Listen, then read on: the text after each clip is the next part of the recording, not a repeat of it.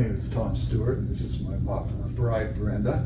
Okay. And we're relative newcomers to Asheville. We moved here a little over 2 years ago. Both retired, so this is a retirement adventure for us. We found St. Mark's because we were looking for a Lutheran church. I grew up in the Lutheran church. You didn't, but I've been part of the Lutheran church now for easily 50 years. And so we were looking for an ELCA congregation. And we began doing searches on the web, looking for what's available. And I congratulate St. Mark's because they have a great website that really spells out their mission, gets you excited about coming to visit them. Probably one of the best things on the website that attracted me was to learn that the cantor was an active fly fisherman. So that convinced me, and we came and Pastor Matt was very welcoming to us. We soon thereafter joined. Actually, he had been looking online, but I called the church and talked to the secretary, and she was just very nice, and because I wasn't even sure if you were even meeting in church, because a lot of the churches were closed down because of the pandemic. So she kind of said, "Oh, you're lucky, Fortunately for us, we were meeting out in the parking lot there." So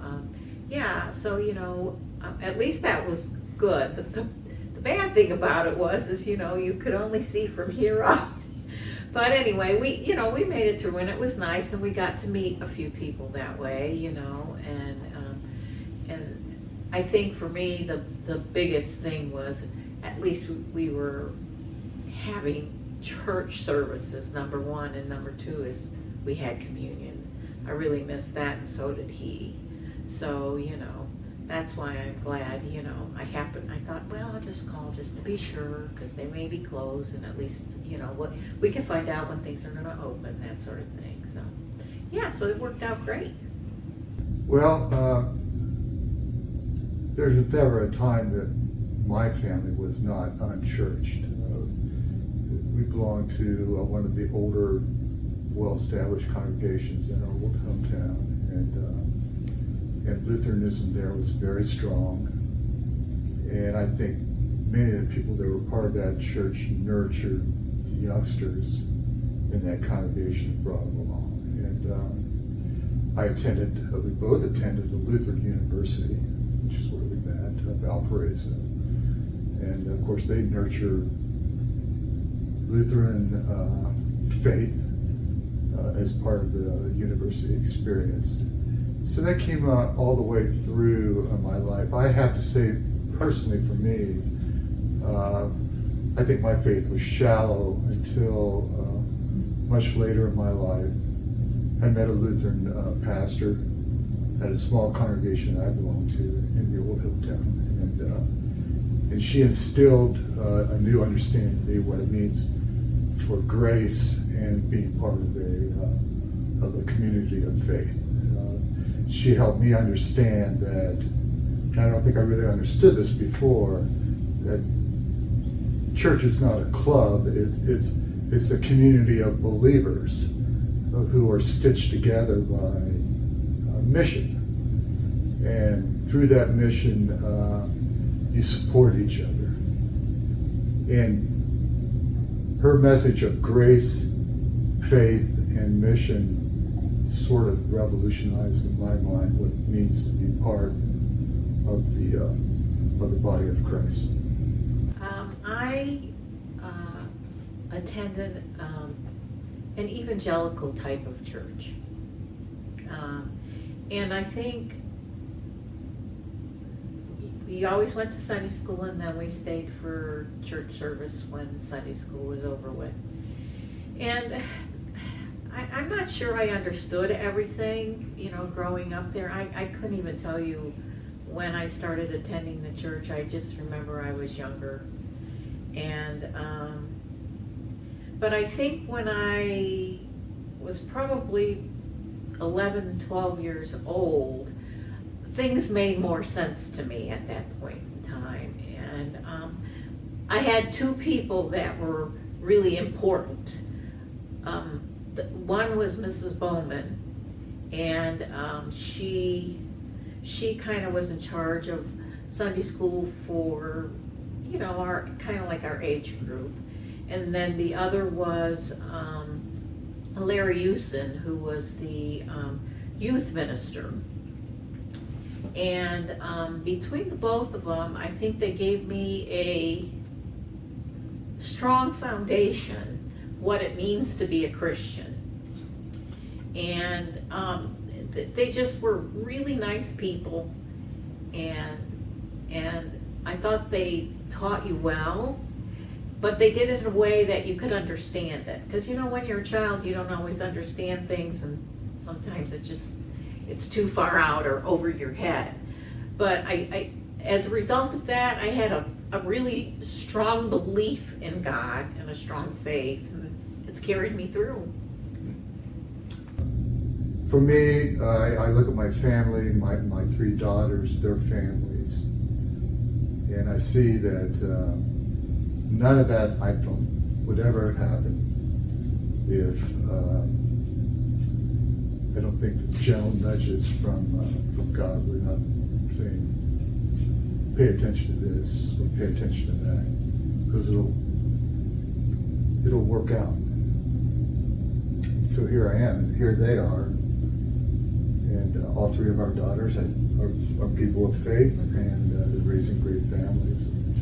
Even though all of them had struggles, they're raising great families. It all carries through. I'm probably a little bit more of a worrier ward than he was, especially, with raising a family and working and that sort of thing. And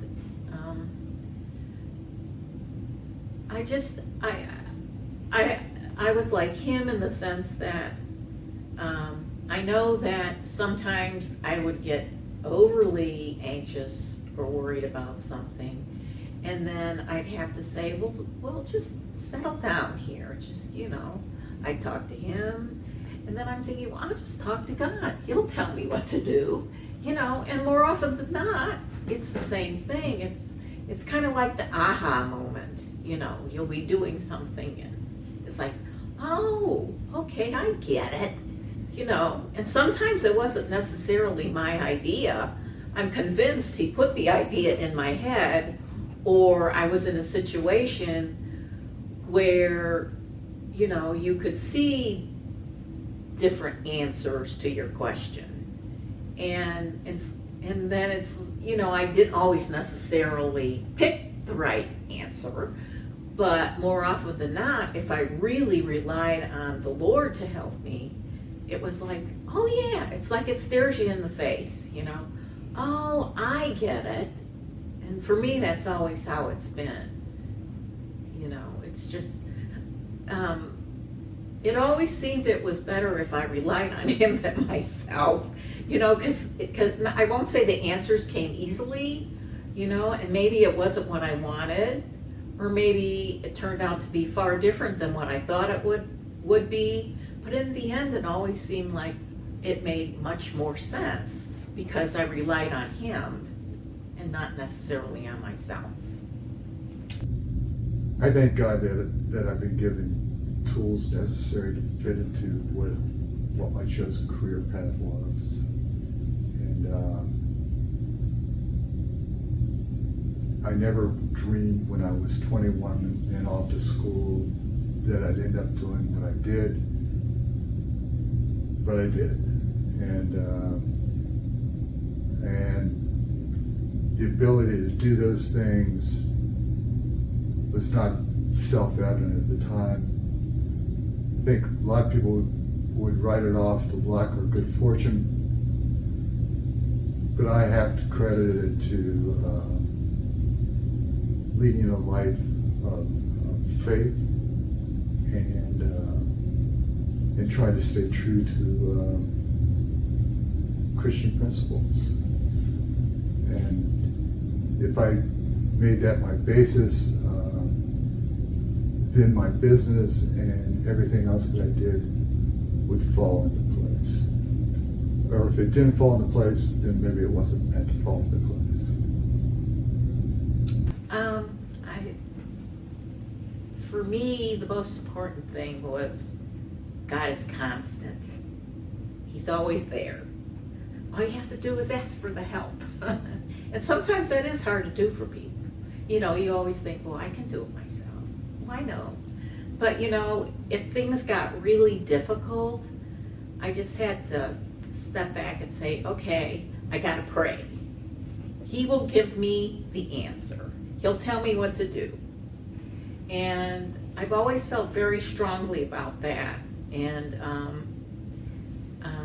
I think for me, he's like the compass, you know. And I won't get lost if I listen to him. So I always rely on him for little things even, because I think it's important.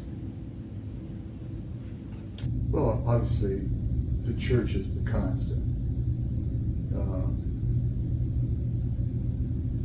I love to be outdoors. I like to be part of nature. I like to fish, things like that. I've often heard people say, well, this trout stream is my church. I think that's sort of it's a nice thing to say, but it's sort of a cop-out.